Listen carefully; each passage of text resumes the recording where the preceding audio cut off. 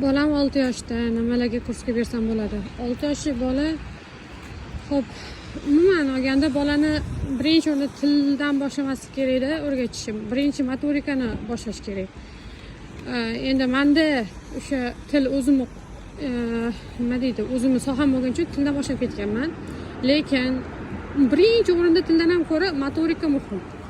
Motorikani biz O'zbekistonda endi kirib keldi bu tushuncha. Yaqin yillarda kirib kelgan menimcha. Lekin biz ham motorikamiz yaxshi ishlagan deb o'ylayman yoshligimizda, chunki biz ko'chani supurardik, kirlarni qo'limizda yuvganmiz, loy o'ynaganmiz, toptosh. Biz yoshligimizdagi o'yinlarni o'zi motorikani rivojlantirgan. Lekin o'sha payt menimcha motorika so'zini ishlatilmagan bo'lsa kerak O'zbekistonda. Tag'in bilmadim. Ana endi motorikani rivojlantirish uchun bolada yetarlicha imkoniyatlar bor. Odamlarning o'zi ham tushunyapti ota-onalar motorika nimaligini. Hozir e'tibor berdinglar, bundan oldingi videoyimda maktab bolachalari 1-2 sinf o'quvchilari bo'lish kerak. Binoni rasmini chizyapti. Zo'r-a?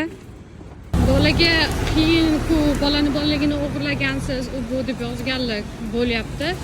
Qaranglar, men hech qachon farzandlarimga bu narsalarni kitob bilan o'rgatmaganman. O'tqizib qo'yib, kitobni ochtirib, yo'q, unaqa azoblash bo'lmagan. Chunki men ham bilaman, что bolaga bu narsa juda ham zadasiga tegadi, tez bezor bo'ladi o'qishdan.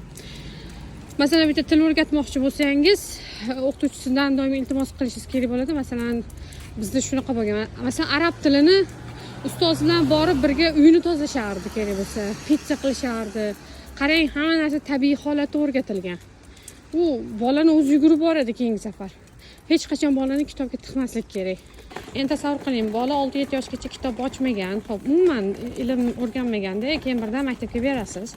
Keyin maktabga berasizda birdan xohlab qolasiz bolangizni haligi tillar o'rganishini, rus tili, ingliz tili, yana bir nimalarga bergilaringiz keladi, matematika.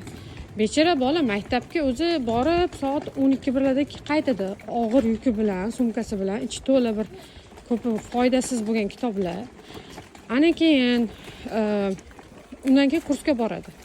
Kursga borgandan keyin bola nimaga ulguradi? Qaysi birini darsini qilishga, maktabda darsini qilishga ulguradimi yoki kursda darsini qilishga ulguradimi bola?